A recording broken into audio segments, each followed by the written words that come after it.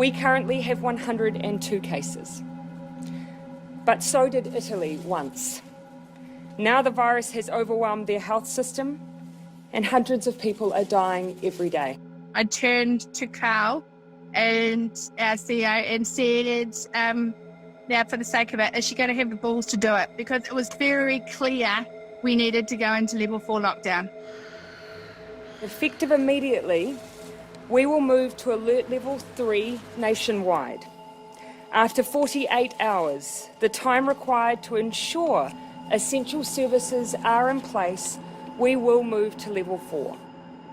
The weekend before we went into lockdown on the Saturday, the College of GPs sent a directive, or an urgent request it was called, to all GPs in the country that on Monday, in 2 days' time, they would convert to telephone consultations so that 70% of their consultations were by phone or virtually, because they recognised that GP waiting rooms were a source of infection. And the GPs did it. By the time Wednesday came and we were in lockdown, everyone had basically done it. We are all now preparing as a nation to go into self-isolation. This is not a decision taken lightly, but it is our best chance to slow the virus and to save lives. I did a video consultation to try and see a 2-year-old's rash. That was really bad because the father was on his cell phone, sort of basically chasing the 2-year-old around the house. And I just about got seasick. It was all blurry and I couldn't see a thing. So I wouldn't do that again.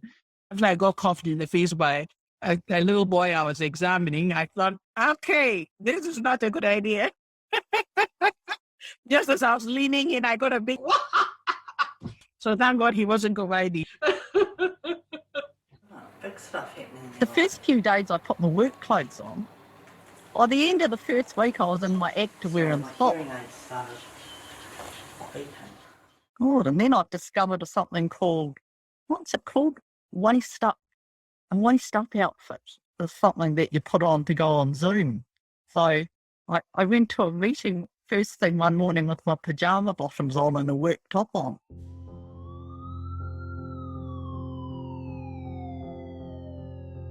I went back to general practice about 17 days after I got the symptoms, and I walked in through the door and it was just a different world.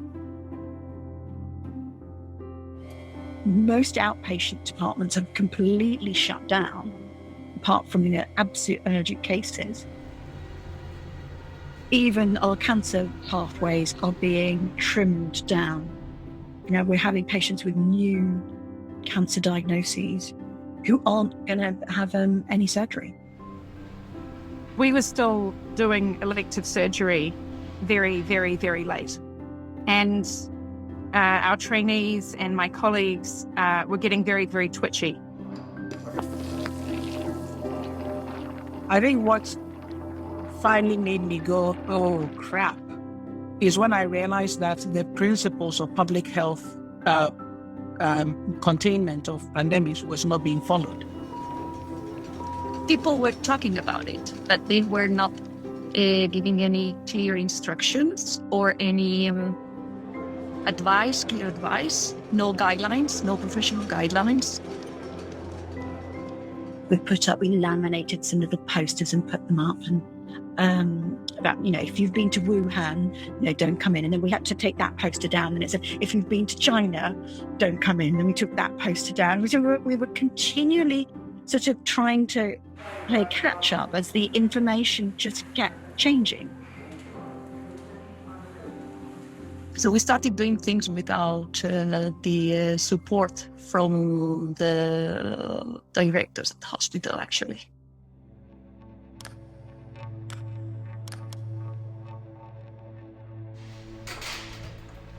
One of my very talented senior anesthesiologists said, I don't think we should proceed with elective surgeries tomorrow. I know there are 50 patients coming in, and I think we should just stop and pause because we can't do this safely.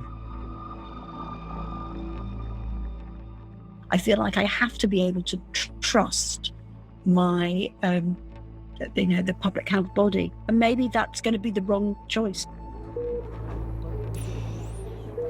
I am, for the first time in my life, terrified that one of us will get sick.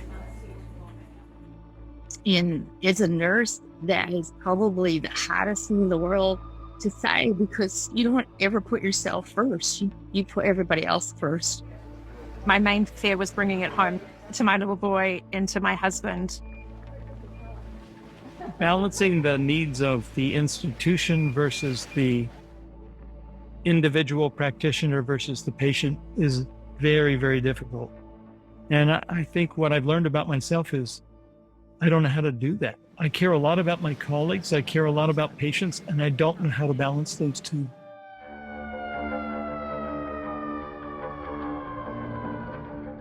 I was fine 9 p.m. or so, and then 9:30 I had the chills. Like I developed a fever up to 101, and it just happened. And then my wife took it very seriously. She went to a different bedroom, and I think she was up all night trying to clean everything up that I'd touched.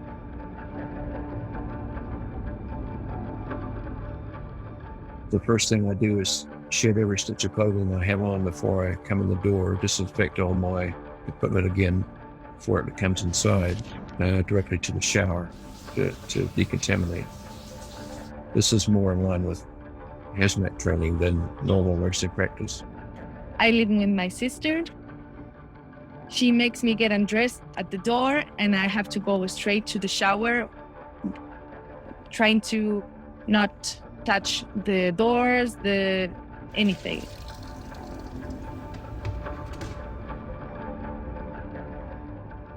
We've always been really big about, in our marriage, that you always kiss goodbye before you leave.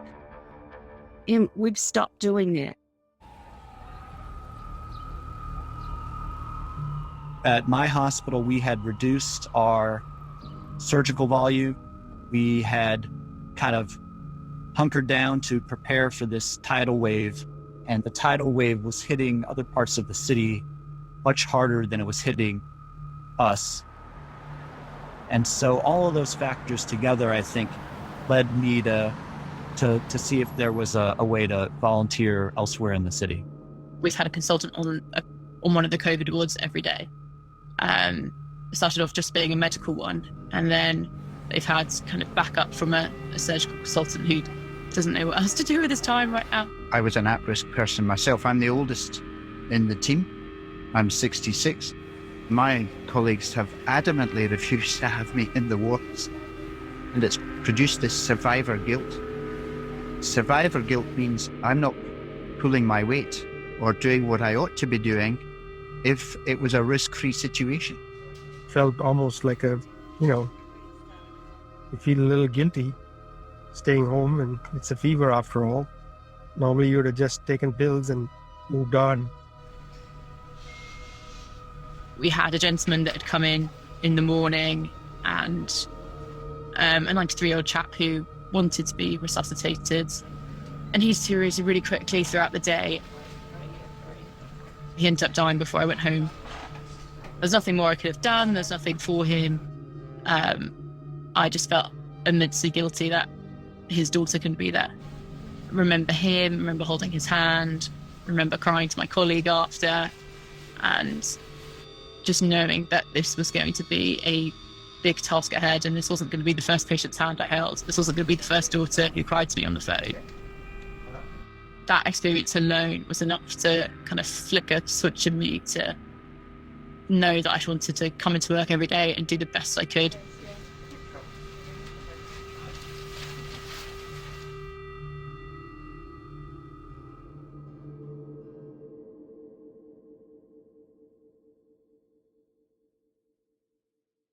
I remember my first day that it really felt like, oh wow, we're in this. We're in this.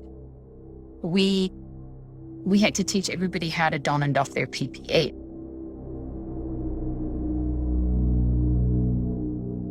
I went through the fit test. The first mask leaked like a sieve, and the second mask leaked not quite like a sieve, but just as much as would make no difference if you wore it. And the third mask was just perfect. I said, well, we'll have that. He said, no, you won't. There are none of them in Scotland. I said, you mean I might as well tie my handkerchief around my face and go to work with a bandana around my face? And he said, pretty well. We also were told that we shouldn't create a sense of panic by using PPE. I did rather cheekily point out that it probably wasn't going to be me creating a sense of panic, but rather the deadly virus that was spreading that would be worrying people. Various people saying, well, the PPE we've been given isn't good enough for what we're doing. That we need the same stuff as what they're having in the hospital, for patients in the community. Work, I'd been told that we had enough. And so I was in a kind of trade-off of, should I go out and actively buy my own before the public is trying to buy it? Or should I rely on the institution that's told me that they've got enough? Maybe it was a week or two later when the patients started arriving. I said, also, where are they?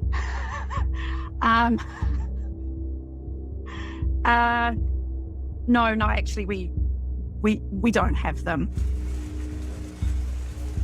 It was a little bit of a surprise to me because when I went to the hardware store, there were still a lot of people buying, washers and some nails and some shower curtains. And I was there trying to buy a face shield and N95 masks. The bit that really upset everybody was the UK government changed the rules to fit the supply. So the standard for masks and gowns and so on, it has changed every 2 to 3 weeks in order that what was being supplied would fit the rules. The guidance is keep being updated, but it doesn't feel like it's because we're finding new evidence. It feels like we're managing the situation. The PPE of a surgical mask, a gown and gloves that we have now is, it's next to nothing. You've got scrubs on underneath, so your arms are exposed. The apron, I don't even know what it's supposed to be doing. I was wearing science goggles that a local school had donated to one of my colleagues. At one stage, we only had 48 hours left of gowns. We knew that at leadership, but we didn't share it broadly because it just wasn't helpful.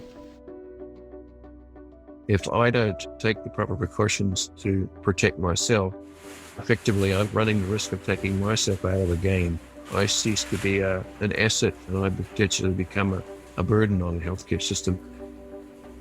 I would probably go into the patient's room with whatever I can find, even if it means wearing a garbage bag.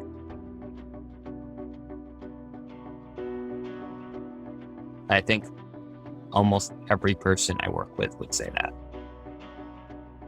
I think your conscience wouldn't be worth living with if you actually said, there's no way I'm going in there. I'm glad I haven't had to face the question, but some have. When I first got my N95, and it was like, I really need it. This is the most valuable piece of clothing or article of clothing I've ever owned.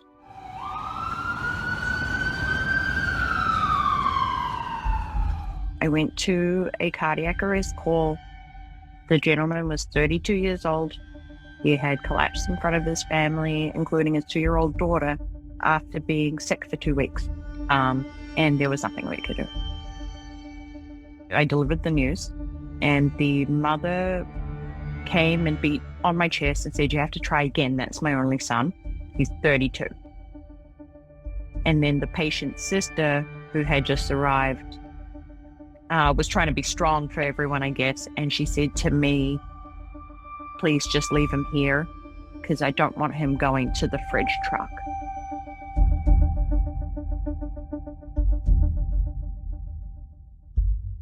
The PPE for me right then in that moment helped because they could not see me crying behind my glasses.